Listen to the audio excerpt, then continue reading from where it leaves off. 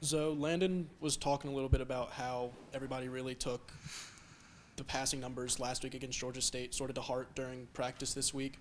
I'm curious just how much of an extra chip on that shoulder that added for you getting ready for this game. Yeah.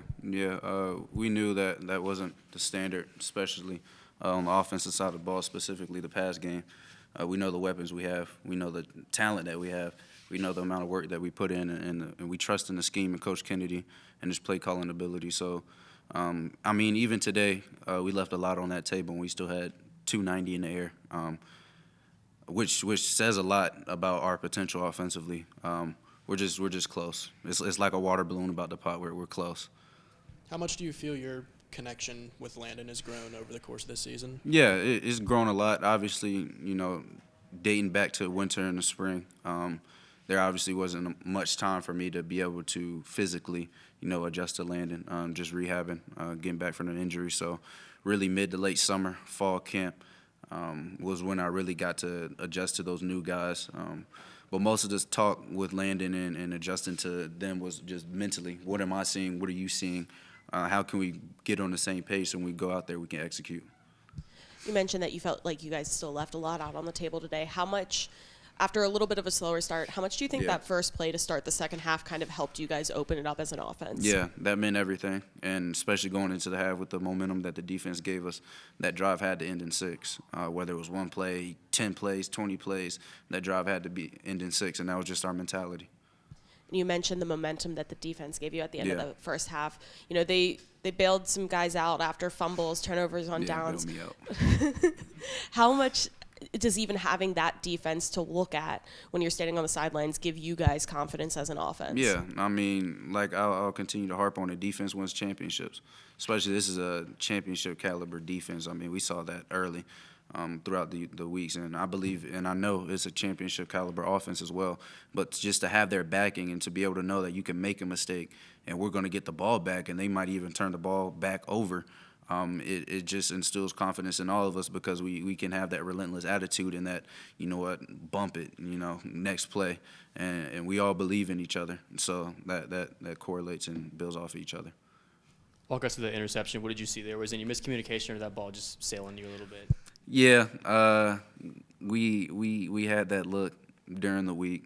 Tampa 2, the middle runner, he always opens up to speed, which at this point was to the field.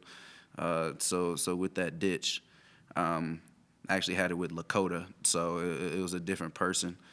But we knew it would be off the middle runner. That was the window that we felt we could get it in to settle, just because I didn't want to run into the middle runner. So that was a bit of a miscommunication for that interception. And there's been a pretty big onus among the coaching staff for you getting the ball out really quick, and we've seen your sack numbers drop because of it. Last week, maybe the ball came out a little bit too quick, weren't able to get downfield. How do you feel like the balance was today in terms of getting the ball out quickly while still getting the ball down the field? Yeah. Well, you go into each game with a game plan and where you feel like you can attack a defense. And throughout that game changes. So last week we just felt like with their interior play and their linebackers, if we just got the ball out quicker, that would be, the best option for us. And this week we had elements of that as well, especially on the the screen game on the perimeter. I feel like I could have taken advantage of that even a little more. But that's just kind of how it plays within the game within the game. With some of these injuries that have piled up in the running back room, Wayne has kind of taken that and shouldered the load. It was 111 yards rushing for him today, but, his pass blocking was even noticeable. I think he stood a guy up today that was probably almost a foot taller than him. What have you seen out of him and his abilities to kind of help in any facet of the game?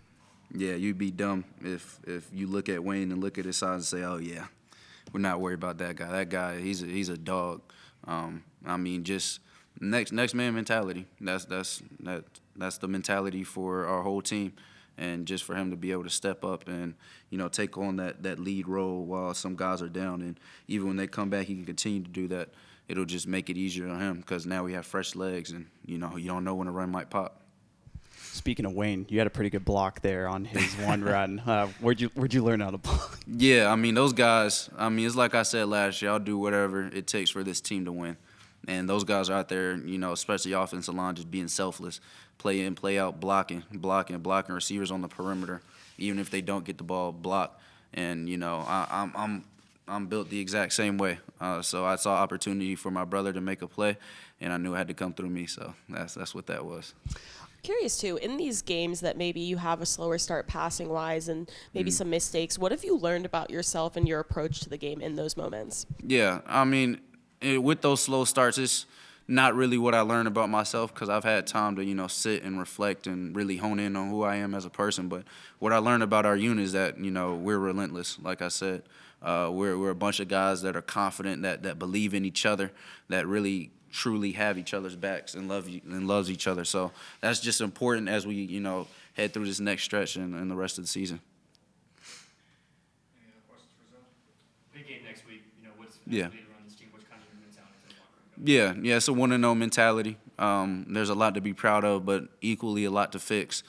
We have the guys, to really be a lethal offense, and that's what we will turn into. Has to be quicker rather than later, and it has to, take effort. It's nothing but effort and purposeful effort in the film room, physically, practice. Landon, for you today, it seemed like your connection with Alonza was going pretty well with the 3 touchdown catches. What was working, especially as the second half got started? I think it just goes into our preparation from this week. Obviously, we haven't been very great passing the ball this season, and we made it a mission this week to turn it around. We put in extra time meeting with all the quarterbacks, the tight ends in there as well, and just piecing that part of our offense together was really important for us this week. It was a little bit of a slower start passing-wise as well in the first half. How much did that trick play to start the second half kind of help you guys get up to speed? I think it was huge. Credit to Coach Kennedy for calling that. I think it was a great call. Yeah, we've been repping it for weeks now, so to finally get it called and have it work the way it worked is great.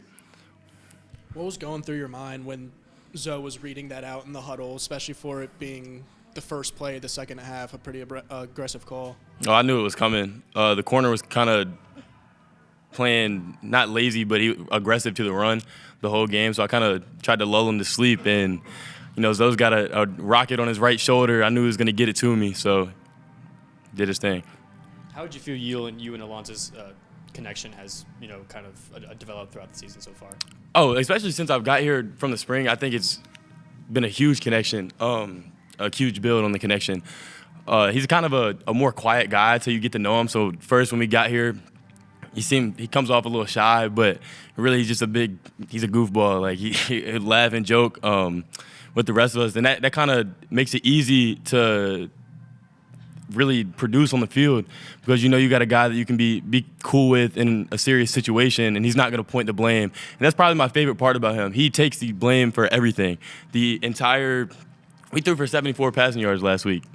Completely took the blame, and it was not at all his fault. And real credit to that guy because he gets a lot of heat and he really doesn't deserve it, but he takes it all. I know you guys, as a passing attack, you talked about you wanted to kind of improve on last week. Talk about how this week went for y'all. Do you want to get the sour taste out of your mouth a little bit? Does it give you guys a bit of an extra motivation when that number was so low last week? Oh, for sure. I have a whiteboard in my room, and I wrote 45 yards and circled it in red marker because that's how many yards we had as a receiver room last week, and I really took that personal. And honestly, to be honest, I hear the noise. I know what they're saying about us passing the ball, and I know what we're capable of. So I really want to go out there and just show the world what we were capable of.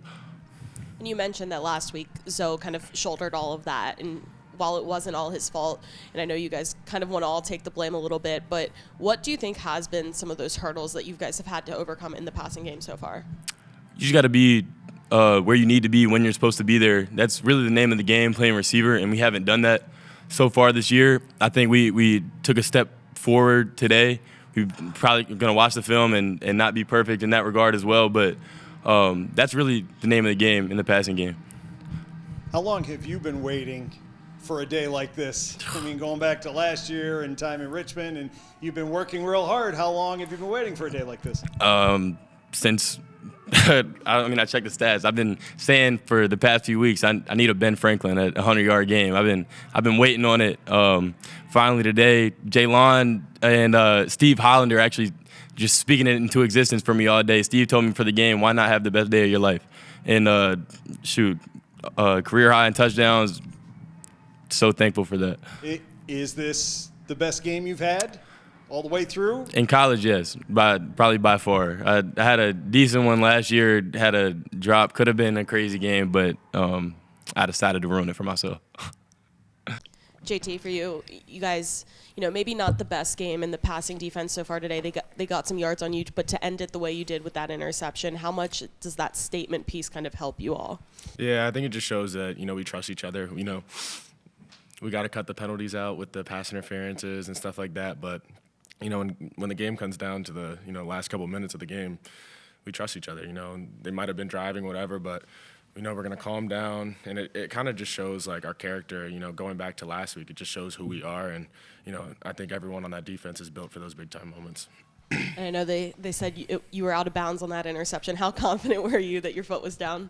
I started celebrating right after because I knew my foot was in, and then they were getting ready for field goal, and I was just trying to get Chesney to call a timeout, let him review it. But awesome play by TB to even let me have the opportunity to do that, and Kitch made a great play call and getting pressure on the quarterback. So everyone around me just gives me opportunities to go make a play like that. What's it like playing next to Tyler Brown? What do you see out of a younger safety like him? He's growing a lot, and through each game you can tell how much he cares about football and about getting better each game. He was a little down on himself just about that pass interference call and whatever it was, but he locked right back in and went to the next play, and that's something that truly shows like what type of man that he is and his character and how emotionally mature he is as a football player. So he's done a great job, and I can't wait to see what he does next. And I know you talked about that pass interference and cutting down on penalties. What are sort of the conversations on the sideline after things like that to make sure it's not sort of lingering throughout the game? Yeah, it's just next play mentality, and that's what Hitch tells us every single time. And they had some X plays today, and they hit some stuff over the top, but it doesn't matter. You got to play the next play, and it's stuff like they were driving before half, and then they get on the 1 yard line and they test our defensive line, and you see what happens. So it's just next play mentality and just keep going. And words aren't really going to do anything for anybody, so you got to get past it and keep going. Through 3 defensive coordinators, you played behind some really, really stout defensive lines. What makes this one so special? Yeah, they're humble and hungry. They play violent. They want to get to that quarterback, and they really just trust us in the back end. I think this is one of the best secondaries that I played throughout, JMU, and I think we're doing a great job just executing the bullets that Coach Hitch is calling. So just to have them play free up there and knowing that we have them behind them, it just, you see it out there, so it's awesome. They said JMU is the first program in Sun Belt history to start 5-1 4 seasons in a row. As somebody who's been a part of each one of those, like, what's that mean to you first, and then like, how do you kind of maintain that level of consistency year after year? What's it take to do that? I think JMU has a culture here, and we have a standard, and we've kept that standard throughout any coaching change and whatever happens. But I think Chesney, he's done a great job coming in, and it's not about, we had a bunch of new transfers come in. It doesn't matter. I think this is one of the closest teams that we've ever had, and it shows on the field. So being 5-1, obviously you'd rather be 6-0, but being 5-1 is awesome, and we got a long road ahead of us. I know Preston asked about playing alongside Tyler Brown, but in the secondary, even looking at someone like DJ Barksdale right now, who is switching out a little bit more to corner, how have you seen him respond even after, he gets beat today for a touchdown and he closes the door later on?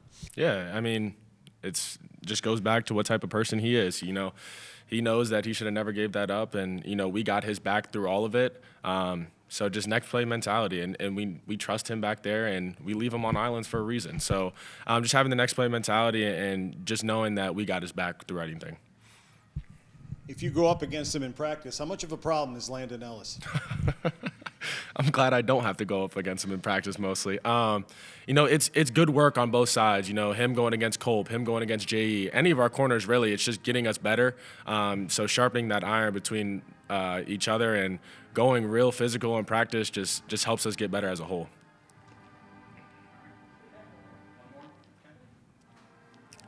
We saw a pretty fiery Coach Hitchler today, especially in the first half. I just kind of want to see now, like, what is it like playing for a guy like that when you see how passionate he is and how much he'll fight for you guys on the defensive side of the ball? Yeah, that's what it is. He has passion, and he cares about us a lot, we get to that sideline and he might be screaming, he might be yelling, but you know it's coming from a place of love, and you just got to take it on the chin. And you know when he is fighting for us to not have those pass interference calls, you know we think that we're playing physical ball, and refs might see it a different way. So, you know, it's hard, but we know that he has our backs through anything, and he will argue with the refs till the end of the game. It doesn't matter, but we know he loves us, and we know he has a lot of passion on the sideline.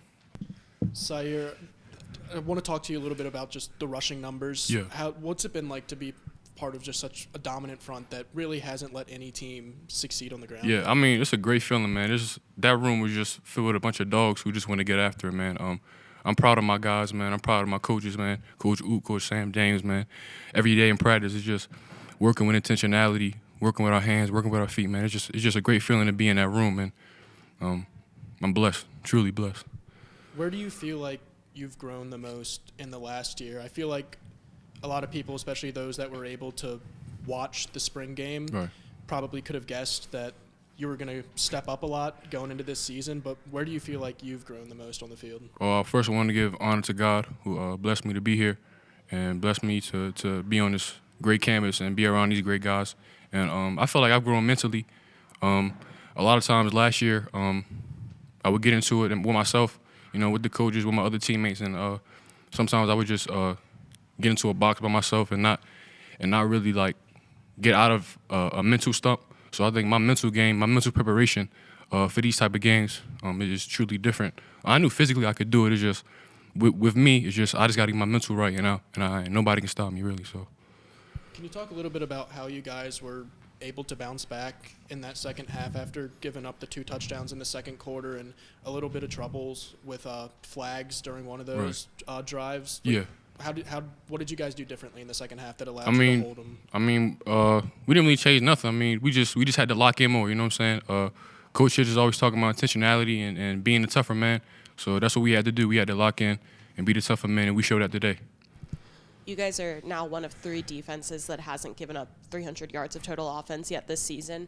What is it that you guys do that allows you to be that successful? I mean, it just goes to show our leadership. Trent Hendrick, Jacob Thomas behind you. I mean, those guys are truly leaders, man. Every time I see them, man, I just want to give them a hug, man. It's just our leadership and Coach Hitch every Tuesday when we come back in. It doesn't matter about the last game. It doesn't matter what we do, man. We got to step up even more. It's just always a room to get better. I mean, nothing's perfect. I mean, we just got to keep growing as a defense. Before the game, I heard Coach Chesney say to you guys as the defensive line that it all starts and ends right with you guys. And I think today it was 45 rushing yards, and right. I know Preston asked you about it. How much pride do you guys take in keeping that number so low and pushing these guys backward? I think, it starts in practice. Practice is very intentional. It was very intense. Our scout team guys just give us a great look every single week, man. It's just all those guys are just dogs, and it's just our defense is just unsufferable. We just keep going every single play. It's just a mindset that we have. You know, your body might hurt, but what you gonna do at the end of the day? How well do you guys feel that the front 7 kind of complements the secondary? You know, sometimes it's a coverage stack. Sometimes you guys are getting pressure really early. Do you guys feel like you guys have a symbiotic relationship amongst each other? Oh yeah, definitely. You gotta have a relationship with when it comes to rushing the passer and the dudes behind me. Without them guys behind me, it would be bad, and without us, they'll just be running free. But yeah.